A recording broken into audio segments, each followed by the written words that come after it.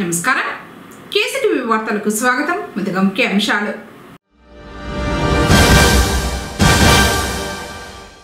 వసతి గృహాన్ని పరిశీలించిన జిల్లా కలెక్టర్ సుమిత్ కుమార్.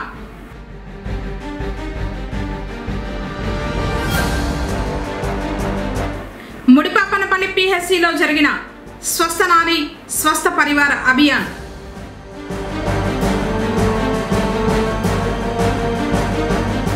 పొంగనూరు ఎంపీడీఓగా బాధ్యతలు స్వీకరించిన అప్పాజీ. వార్తల వివరాలు. పి కొత్తకోట ఎస్సీ బాలుర వసతి గృహం మరియు మోడల్ స్కూల్లో పెరిగిన విద్యార్థుల సంఖ్యను బట్టి అవసరమైన మౌలిక సదుపాయాల ఏర్పాటుకు నిధులు మంజూరు చేస్తామని జిల్లా కలెక్టర్ సుమిత్ కుమార్ పేర్కొన్నారు. శుక్రవారం జిల్లా కలెక్టర్ పూతలపట్టు మండలం పి కొత్తకోట ఎస్సీ బాలుర వసతి గృహం, మోడల్ స్కూల్, అంగన్వాడీ కేంద్రాలను ఆకస్మికంగా తనిఖీ చేసి ఎంపీ ల్యాండ్స్ క్రింద 25 లక్షలతో పూర్తి చేసిన భవన నిర్మాణాలను చూసి సంతృప్తి వ్యక్తం చేశారు. ఈ సందర్భంగా కలెక్టర్ మాట్లాడుతూ పి కొత్తకోట ఎస్సీ బాలుర వసతి గృహంలో గతంలో 20 మంది విద్యార్థులు ఉండగా ప్రస్తుతం వారి సంఖ్య 70కి పెరిగిందని, వారి వసతికి అనుగుణంగా పంచాయతీరాజ్ శాఖ ద్వారా విద్యార్థుల గదులకు అవసరమైన మరమ్మతులు, అదనపు పడక గదులు మరియు మరుగుదొడ్ల నిర్మాణానికి నిధులు మంజూరు చేయడం జరుగుతుందని తెలిపారు. అదే గ్రామంలో ప్రాథమిక పాఠశాలను మోడల్ స్కూల్ గా అప్గ్రేడ్ చేయడంతో విద్యార్థుల సంఖ్య 20 నుంచి 101కి పెరిగిందని, అవసరమైన మౌలిక సదుపాయాల కల్పనకు నిధులు మంజూరు చేస్తామన్నారు. వీటితో పాటు ఆర్ఓ ప్లాంట్, ఐఎఫ్వి ప్యానెల్ ను ఏర్పాటు చేయాలని సూచించారు. అంగన్వాడీ కేంద్రాన్ని పరిశీలించి గ్రిల్ ఏర్పాటు చేయాలని సూచించారు. ఎంపీ ల్యాండ్స్ క్రింద మంజూరైన పనులను వేగవంతంగా పూర్తి చేయాలని ఆదేశించారు. ఈ పర్యటనలో జిల్లా సాంఘిక సంక్షేమ శాఖ అధికారి విక్రమ్ కుమార్ రెడ్డి, ఇతర సంబంధిత అధికారులు తదితరులు పాల్గొన్నారు. పొంగనూరు మండలం ముడిపాపనపల్లి ప్రాథమిక ఆరోగ్య కేంద్రంలో శుక్రవారం స్వస్థ నారీ స్వస్థ పరివార్ అభియాన్ కార్యక్రమం జరిగింది. ముఖ్య అతిథిగా ఏఎంసీ చైర్మన్ నల్లపాల సెమీపతి యాదవ్ హాజరయ్యి కార్యక్రమాన్ని ప్రారంభించారు. కేంద్ర మరియు రాష్ట్ర ప్రభుత్వాలు స్త్రీలకు చేపడుతున్న ఆరోగ్య కార్యక్రమాలు బాగున్నాయని కొనియాడారు. ఈ ప్రత్యేక శిబిరాలను స్త్రీలు సద్వినియోగం పరచుకోవాలన్నారు. భవిష్యత్తులో మరిన్ని కొత్త పథకాలను కూటమి ప్రభుత్వం తీసుకువస్తోందని తెలిపారు. డాక్టర్ పవన్ కుమార్ మాట్లాడుతూ ప్రభుత్వ స్కీంలు ఎన్టీఆర్ వైద్య సేవ, జనని శిశు సంరక్షణ, అనీమియా ముక్త్ భారత్, మెడికల్ పెన్షన్లు తదితర వాటి గురించి వివరించారు. కార్యక్రమంలో ఏరియా ఆసుపత్రి డాక్టర్ మధుసూదనాచారి, డాక్టర్ సృజన, ఇతర స్పెషలిస్ట్ వైద్యులు, వైద్య సిబ్బంది పాల్గొన్నారు. ఏ రాష్ట్రానికి పోయినా, ఎవరైనా కుంభమేళకి పోయినారు, లేదా నార్త్కి ఏదైనా ప్రయాణాలకు పోయినారు, తీర్థయాత్రలకు పోయినారు, అక్కడ చూపించుకోవాలా, ఎక్స్ట్రా డబ్బులు లేదు, అక్కడ గవర్నమెంట్ హాస్పిటల్ చూపించుకోవచ్చు. లేకపోతే ఆ కార్డు ఉంటే కొన్ని ప్రైవేట్ హాస్పిటల్ కూడా ఉంటుంది, ఆ కార్డు చూపించుకోవచ్చు. కాబట్టి 70 ఏళ్ళు దాటిన వాళ్ళకంతా మీ దగ్గర ఆధార్ నెంబర్ అయితే తీసుకున్నారు కదా, నెంబర్ ఇచ్చినారు కదా, ఆ కార్డు వస్తుంది మీకు. సచివాలయాల్లో ఇస్తారు కార్డు, ఆ కార్డు పెట్టుకోండి. అవన్నీ కూడా ఫోటో తీసుకొని పెట్టుకోవాలి. కొన్ని జెరాక్స్లు కూడా చేసి పెట్టుకోవాలి, అవి ఉపయోగిస్తారు. ఇప్పుడు అన్ని అంగన్వాడీల్లో కూడా పొంగనూరు ఎంపీడీఓగా అప్పాజీ బాధ్యతలు స్వీకరించారు. జిల్లా కలెక్టర్ సుమిత్ కుమార్ ఆదేశాల మేరకు పొంగనూరు మండలం ఎంపీడీఓగా అప్పాజీ శుక్రవారం బాధ్యతలు చేపట్టారు. ఈ సందర్భంగా పలువురు అధికారులు ఆయనను మర్యాదపూర్వకంగా కలిసి శుభాకాంక్షల్ని తెలిపారు. నూతన ఎంపీడీఓ మాట్లాడుతూ మండలంలోని సమస్యలను తెలుసుకుని వెంటనే పరిష్కరిస్తామని తెలిపారు.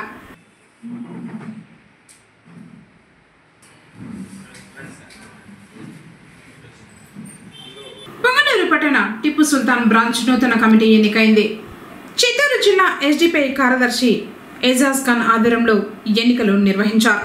నూతన ప్రెసిడెంట్గా తాహిర్, కార్యదర్శిగా హరీష్, వైస్ ప్రెసిడెంట్గా మన్సూర్, సహాయ కార్యదర్శిగా అఫ్జల్, కోశాధికారి మన్సూర్లను నియమించడం జరిగింది. కార్యక్రమంలో పొంగనూరు నియోజకవర్గ అసెంబ్లీ ప్రెసిడెంట్ సిద్దిక్, అసెంబ్లీ ప్రధాన కార్యదర్శి ఆసిఫ్ మరియు కార్యదర్శి షామీర్, చాంద్ బాషా, అతీక్ బాషా, సద్దాం, అబ్దుల్ కలందర్, రాయల్ బాబా, కాదర్ బాషా, చోటు తదితరులు పాల్గొన్నారు. భాషం పాఠశాలలో విద్యార్థి దాడి ఘటనపై విద్యార్థి సంఘాల ఐక్య వేదిక నాయకులు స్పందించారు. పాఠశాల గుర్తింపును రద్దు చేసి బాధ్యులపై కఠిన చర్యలు తీసుకోవాలని వారు డిమాండ్ చేశారు. శుక్రవారం రౌండ్ టేబుల్ సమావేశం ఏర్పాటు చేసి చర్చించారు. భాష్యం పాఠశాలలో విద్యార్థిని సాత్విక నాగశ్రీపై ఒక ఉపాధ్యాయుడు దాడి చేసి తీవ్రంగా గాయపరిచిన సంఘటనపై అధికారులు చర్యలు తీసుకోవాలని విజ్ఞప్తి చేశారు. ఈ క్రమంలో తహసీల్దార్ రాముకు వినతి పత్రం అందజేశారు. లేని పక్షంలో విద్యార్థుల హక్కులను పరిరక్షించడానికి మేము నిరంతరం పోరాడతామని విద్యార్థి సంఘాల నాయకులు స్పష్టం చేశారు.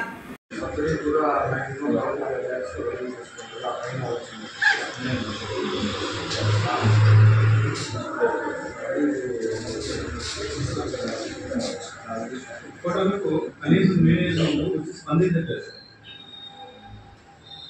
మన లోకల్ ఎంఈఓ గారికి కూడా ఇచ్చాము మొన్న 2 days బ్యాక్. ఇంతవరకు ఏ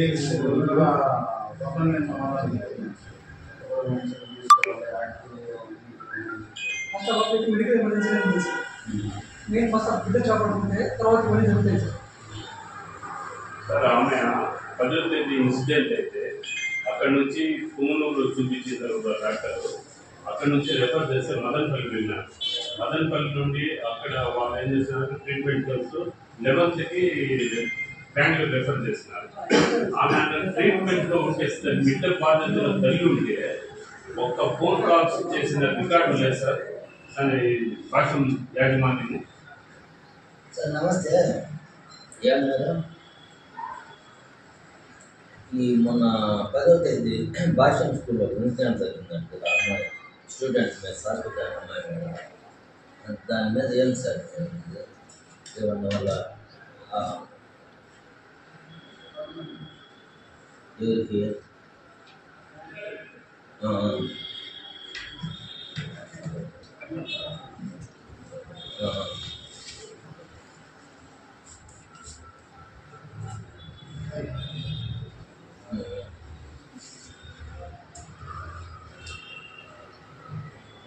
ఆఫీస్లోనే ఉన్నాను నేను. ఇంకొక ½ an hour ఉంటాను సార్. మళ్ళీ మాకు ఈ ఎలక్షన్ దాని మీద ట్రైనింగ్ క్లాస్ 3 కాన్స్టిట్యున్సీలు కలిపి బలంగా నాకు ఫోన్ చేయండి. అక్కడేమో ప్రిన్సిపాల్ మాట్లాడుకున్నారు సార్. స్కూల్లో ప్రిన్సిపాల్ స్కూల్ మన 2 days సాధన వచ్చాను సార్. మొత్తం చెప్పాను. మీరు మాట్లాడారు సార్.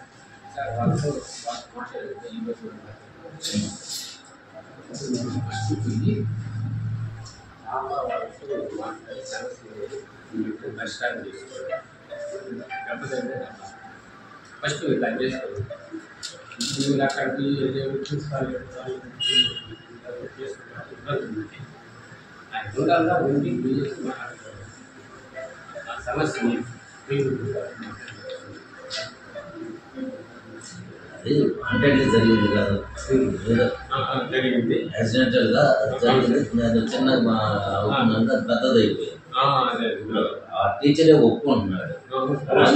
పెద్ద ఎక్కడైనా జరుగుతుంది. ఈ ఆఫీసర్ మొన్న వేరే వాళ్ళు వచ్చింది, నా కొలీగ్ రిటైర్డ్ తహసీల్దార్ని బస్సు మీద చిన్న మాట పెరిగిందని నేను చిత్తూరులో ముగ్గురు వచ్చి వాడు బస్సులో నుంచి ఫోన్ చేసి ఓటరు సమగ్ర వివరణ మరియు ఓటర్ల జాబితా సంక్షిప్త సవరణ పారదర్శకంగా నిర్వహించాలని డిఆర్ఓ మోహన్ కుమార్ పేర్కొన్నారు. శుక్రవారం చిత్తూరు పట్టణంలోని నాగయ్య కళాక్షేత్రం నందు జిల్లా పరిధిలోని చిత్తూరు, నగరి, పూతలపట్టు, జీడి, నెల్లూరు నియోజకవర్గాలకు సంబంధించిన నియోజకవర్గ ఎన్నికల అధికారులతో, నియోజకవర్గంలోని సహాయ ఎన్నికల అధికారులతో, ఎన్నికల డిప్యూటీ తహసీల్దార్లతో, బిఎల్ఓలతో special intensive revision mapping of electoral data అనే అంశంపై శిక్షణ కార్యక్రమాలు నిర్వహించారు. ఈ కార్యక్రమంలో Nagari RDO Anupama, Chittoor RDO Srinivasulu Naidu, deputy collector Vijayalakshmi, Chittoor municipality commissioner Narasimhaprasad తదితరులు పాల్గొన్నారు. ఈ సందర్భంగా డిఆర్ఓ మాట్లాడుతూ దేశవ్యాప్తంగా ఓటరు సమగ్ర సవరణ ప్రక్రియను అమలు చేసే ఆలోచనలో భారత ఎన్నికల సంఘం ఉంది. బీహార్ అసెంబ్లీ ఎన్నికల తర్వాత ఈ ప్రక్రియను దేశమంతటా చేపట్టాలని భారత ఎన్నికల సంఘం యోచిస్తోందని తెలిపారు.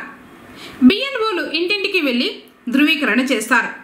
ఓటరు పుట్టిన ప్రదేశం గురించి వివరాలను సేకరిస్తారు. వయోజనులకు ప్రతి ఒక్కరికి ఓటు కల్పించాలని భారత ఎన్నికల సంఘం ప్రధాన ఉద్దేశమన్నారు. ఓటర్ల జాబితాలో మార్పులు, చేర్పులు మరియు తొలగింపులను చేపట్టడానికి ఎన్నికల సంఘం చేపట్టే ఇది ఒక ప్రత్యేక డ్రైవ్ అన్నారు. సాధారణంగా ఎన్నికలకు ముందు ఈ రకమైన రివిజన్ జరుగుతుందని తెలిపారు. భారత రాజ్యాంగంలోని 324వ అధికరణం ఎన్నికల సంఘం విధులు అధికారాలను వివరిస్తుంది. ఎన్నికల సంఘం ఒక స్వతంత్రమైన మరియు రాజ్యాంగబద్ధమైన సంస్థ. రివిజన్ నందు అక్రమ వలసదారులను గుర్తించి తొలగించడానికి చర్యలు చేపట్టడం జరుగుతుందని తెలిపారు.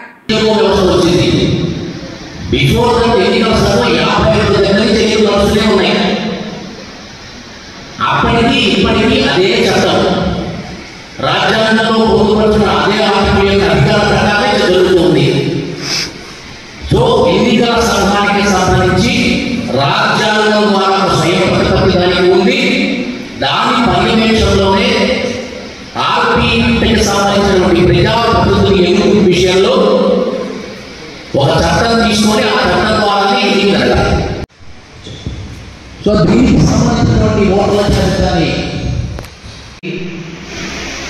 ఎలక్షన్కి సంబంధించిన సబ్జెక్టు విషయంలో అత్యంత క్లారిటీతో ఉంటేనే ఆ ప్రకారం చేయగలరు. దీనికి మనకు రీసెంట్గా జరిగినటువంటి ఎన్నికల్లో కూడా ఎన్నికల సంఘం యొక్క ప్రత్యక్ష పర్యవేక్షణతో కొన్ని సందర్భాల్లో పరోక్ష పర్యవేక్షణతో చాలా క్లియర్గా ఆంధ్రప్రదేశ్ మీద నిర్దేశితం చేస్తూ చెప్పడం జరిగింది. ఇప్పుడు కూడా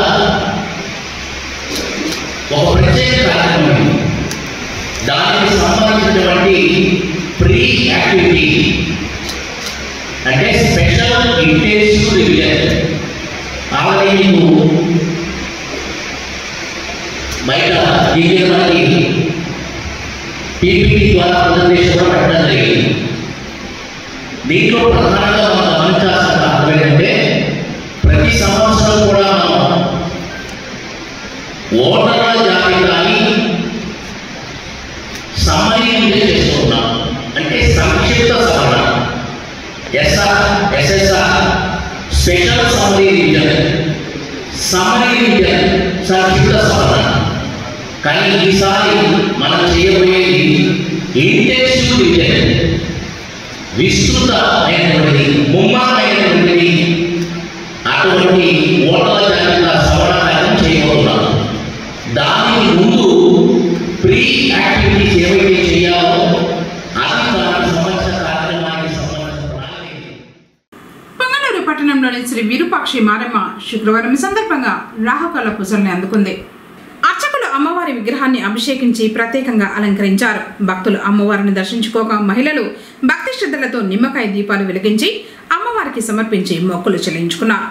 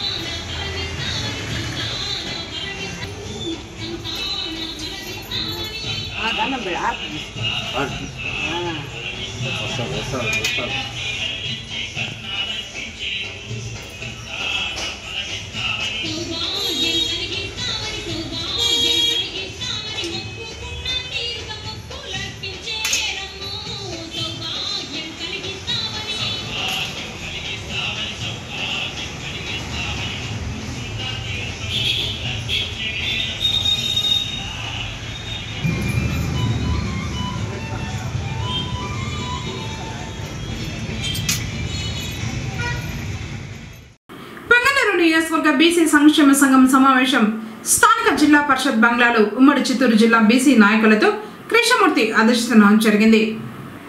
ఈ సమావేశంలో బీసీ సామాజిక వర్గానికి ఏర్పడిన సమస్యలపైన ప్రభుత్వానికి నివేదించాలని తీర్మానించారు. బీసీలు భావ ప్రకటన స్వేచ్ఛను కోల్పోయామని, గత ప్రభుత్వంలో తీవ్రమైన పరిణామాలు ఎదుర్కొన్నామని ఆవేదన వ్యక్తం చేశారు. బీసీలు రాజకీయంగాను సామాజికంగాను చైతన్యవంతులై తమకు రావాల్సిన రిజర్వేషన్లు హక్కులను సాధించుకోవాలని హాజరైన సభ్యులు తీర్మానం చేశారు. పెద్దపంచాని మండలం కరసనపల్లి జిల్లా పరిషత్ ఉన్నత పాఠశాల మండల స్థాయి వాలీబాల్ గేమ్స్ సెలక్షన్స్ జరిగాయి. ఈ పోటీలలో 12 జిల్లా పరిషత్ ఉన్నత పాఠశాలలోని విద్యార్థులు ఆసక్తిగా పాల్గొన్నారు. ఇందులో అండర్ 17 బాలురు బాలికలు మరియు అండర్ 14 బాల బాలికలు పాల్గొన్నారు. వ్యాయామ ఉపాధ్యాయులైన చంద్రశేఖర్, అమర్నాథ్, దొరై, ప్రసన్నకుమారి, రెడ్డెమ్మల పర్యవేక్షణలో గేమ్స్ జరిగాయి. గెలుపొందిన విద్యార్థులకు జడ్పీహెచ్ఎస్ కరసనపల్లి హెడ్ మాస్టర్ అమర్నాథ్ సొంత ఖర్చులతో మెడల్స్, మెమెంటోలను బహుకరించారు.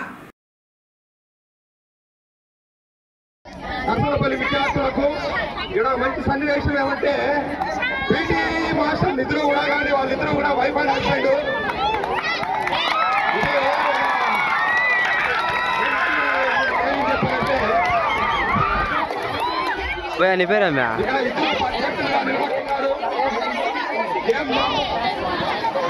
సార్ పీటీ మాస్టర్కి దీన్ని కూడా ఆల్ ది బెస్ట్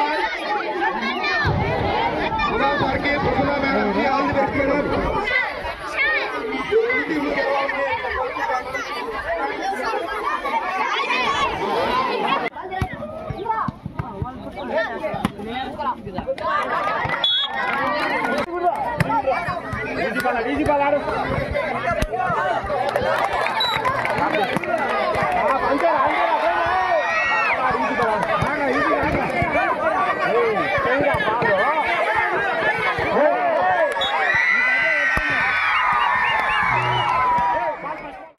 అమెరికా అధ్యక్షుడు ట్రంప్ కు మన భారతదేశంలో మొదటి దెబ్బ తమిళనాడులో పడింది. భవిష్యత్తులో అన్ని రాష్ట్రాల్లో ఇదే విధంగా విస్తరించాలి.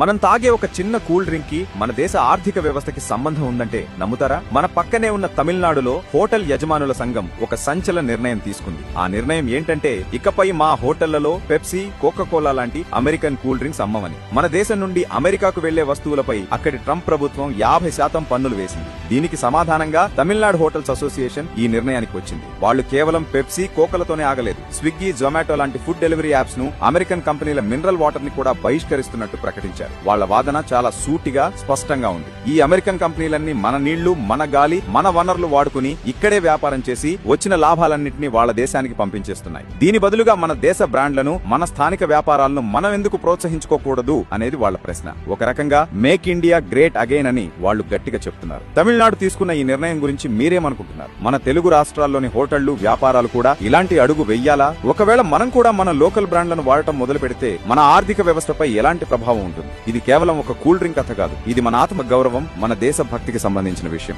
ఈ సీరియస్ టాపిక్ పై మీ అభిప్రాయం ఏంటో కింద కామెంట్స్ లో చెప్పండి. ఈ చర్చ మనందరిలో జరగాలి. రాజయోగమే ఓ దివ్య ఔషధమని బ్రహ్మకుమారి సంస్థ వారు తెలిపారు. బ్రహ్మకుమారి ఆధ్వర్యంలో పొంగనూరు వాసవి కళ్యాణ మండపంలో 3 రోజుల పాటు జరిగే రాజయోగంతో స్వీయ పరివర్తన, ప్రశాంత జీవితం కార్యక్రమాన్ని రాజస్థాన్ మౌంట్ అబూ నుంచి విచ్చేసిన రాజయోగిని మంజు, బెంగళూరు నుంచి విచ్చేసిన లీలా, గీత, నిర్మల జ్యోతిని వెలిగించి ప్రారంభించారు. ఈ సందర్భంగా మోటివేషనల్ స్పీకర్ మంజు మాట్లాడుతూ భారతీయ గృహస్థ ధర్మానికి చెందిన రాజయోగ సాధనతో మనిషిలోని అరిషడ్ వర్గాలు తొలగి ఆత్మచింతనతో మానసిక ప్రశాంతతను పొందవచ్చని, సర్వ మానసిక శారీరక రుగ్మతలకు రాజయోగం ఒక దివ్య ఔషధంలా పనిచేస్తుందన్నారు. PMFME పథకం ఒక వరం లాంటిదని, దీన్ని స్వయం సహాయక సంఘ సభ్యులు, రైతు సంఘాలు సద్వినియోగం చేసుకోవాలని చిత్తూరు DRDA PD శ్రీదేవి తెలిపారు. శుక్రవారం చిత్తూరు DRDA సమావేశపు మందిరంలో వ్యవసాయ అనుబంధ ఉత్పత్తులపై అవగాహన శిక్షణ కార్యక్రమాన్ని నిర్వహించారు. ఈ సందర్భంగా PD మాట్లాడుతూ ప్రధానమంత్రి సూక్ష్మ ఆహార శుద్ధి పరిశ్రమల క్రమబద్ధీకరణ పథకాన్ని సంఘ సభ్యులు పారిశ్రామికవేత్తలుగా ఎదగడానికి ఈ పథకం ఎంతో దోహదపడుతుందన్నారు. వ్యవసాయం, దాని అనుబంధ శాఖలపై అవగాహన ఉన్న ప్రతి ఒక్కరూ ఈ పథకాన్ని వినియోగించుకోవచ్చని చెప్పారు. ఫుడ్ ప్రాసెసింగ్ వ్యాపారానికి అన్ని విధాలుగా తోడ్పాటును అందించి ఆధునిక సాంకేతికతతో సంఘటిత రంగాల్లో వ్యాపారస్తులుగా నిలబెట్టడమే ప్రభుత్వ ప్రధాన లక్ష్యమన్నారు. తిరుమల శ్రీవారి బ్రహ్మోత్సవాల ఏర్పాట్లపై TTD EO Anil Kumar single, అదనపు ఈవో వెంకయ్య చౌదరి జిల్లా అధికారులతో మీడియా సమావేశం నిర్వహించారు. 2025 బ్రహ్మోత్సవాల ఏర్పాట్లు దాదాపు పూర్తయినట్లు చెప్పారు. జూలై నుంచి అదనపు ఈవో వెంకయ్య చౌదరి సమీక్షలు నిర్వహించారు. పాలక మండలి సమావేశంలో సామాన్య భక్తులకు ఇబ్బందులు కలగకుండా ఏర్పాట్లు చేయాలని నిర్ణయం తీసుకున్నట్లు తెలిపారు. బ్రహ్మోత్సవాల్లో స్వామివారికి అలంకరించే ఆభరణాలు శుభ్రపరచడం జరిగిందన్నారు. 24వ తేదీ సీఎం చంద్రబాబు పట్టు వస్త్రాలను సమర్పించనున్నారన్నారు. 9 రోజుల పాటు 60 టన్నుల పుష్పాలతో అలంకరణ చేస్తున్నామని, బ్రహ్మోత్సవాలలో 960 అదనపు శానిటరీ సిబ్బందిని నియమిస్తున్నామన్నారు. సామాన్య భక్తులకు అధిక ప్రాధాన్యతనిస్తున్నామని, గత సంవత్సరం 1,00,000 SSD టోకన్స్ జారీ చేశామన్నారు. ఈ సంవత్సరం 1,16,000 SSD టోకన్స్ జారీ చేస్తామన్నారు. తిరుమలలో ఉన్న 7,500 రూమ్స్, VIP రూమ్స్ 1,700 భక్తులకు ఏర్పాటు చేశామన్నారు. గరుడ సేవ రోజు 2 లక్షల అన్నప్రసాదాలు, 4 లక్షల బిస్కెట్లు వితరణ చేస్తున్నామన్నారు. శ్రీవారి సాలకట్ల 2025 బ్రహ్మోత్సవాలు సజావుగా నిర్వహించడానికి ఏర్పాట్లన్నీ దాదాపు పూర్తయిన సందర్భంలో ఇవాళ టీటీడీ సీనియర్ అధికారులు జిల్లా అధికార యంత్రాంగంతో దాదాపు 2 గంటల పాటు డీటెయిల్డ్గా సమీక్షా సమావేశం నిర్వహించడం జరిగింది. మొట్టమొదటిగా గౌరవనీయ ముఖ్యమంత్రి వర్యుల్ని, TTD board chairman, additional EO మేమందరం కూడా వెళ్ళి 24వ తేదీ సాయంత్రం స్వామివారికి పట్టు వస్త్రాలు సమర్పించడానికి ఆహ్వానించడం జరిగింది. గవర్నమెంట్ ముఖ్యమంత్రి వర్యులు డిస్కస్ చేస్తున్నప్పుడు మాకు ఇచ్చేటువంటి దిశానిర్దేశం ఏంటంటే, తిరుమల పవిత్రతని కాపాడుకోవాలి, సామాన్య భక్తులకి ఎటువంటి ఇబ్బంది లేకుండా సజావుగా ఈ బ్రహ్మోత్సవాలు నిర్వహించడానికి అన్ని ఏర్పాట్లు పకడ్బందీగా చేసుకోవాలని చెప్పేసి ఆదేశాలు జారీ చేయడం జరిగింది. అవే ఆదేశాలు దృష్టిలో పెట్టుకొని మైన్యూట్గా అన్ని అంశాల మీద వివిధ డిపార్ట్మెంట్స్ అందరూ కూడా ఫోకస్ చేసుకొని కృషి చేస్తూ ఉన్నారు. అయితే దేవాలయంలో కొన్ని చేసుకోవాల్సిన పనులు, ఉదాహరణంగా కోయిలాల్వార్ తిరుమంజనంలో మనం దేవాలయం అంతా కూడా శుద్ధి చేసేటువంటి పవిత్రమైనటువంటి కార్యక్రమం ఆగమోక్తంగా నిర్వహించాం. అదేవిధంగా ఆభరణాలు, ఆ జ్యువెలరీ అంతా కూడా క్లీనింగ్ చేసేటువంటి కార్యక్రమం నిన్న పూర్తి అయింది. స్వామివారి వాహన సేవ టైమింగ్స్ మీరందరికీ తెలిసిందే.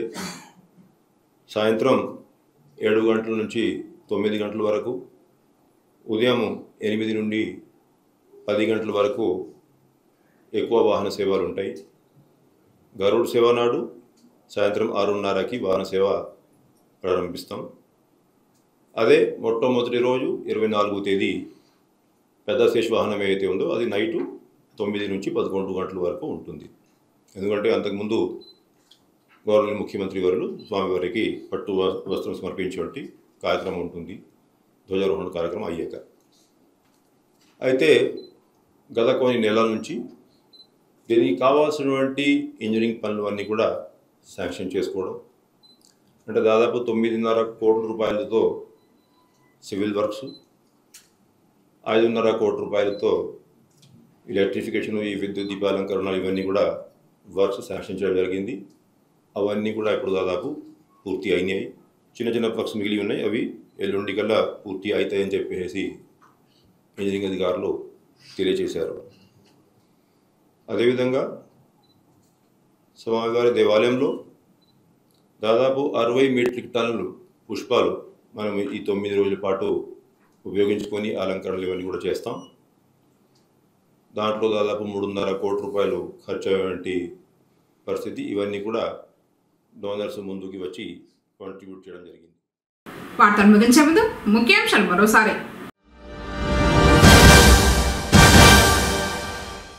వసతి గృహాన్ని పరిశీలించిన జిల్లా కలెక్టర్ సుమిత్ కుమార్.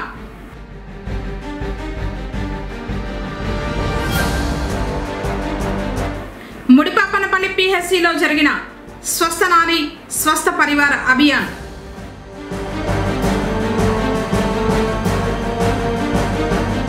పొంగనూరు ఎంపీడీఓగా బాధ్యతలు స్వీకరించిన అప్పాజీ. తిరిగి కేసీటీవీ వార్తలతో మళ్ళీ కలుసుకుందాం. అందరికీ నమస్కారం.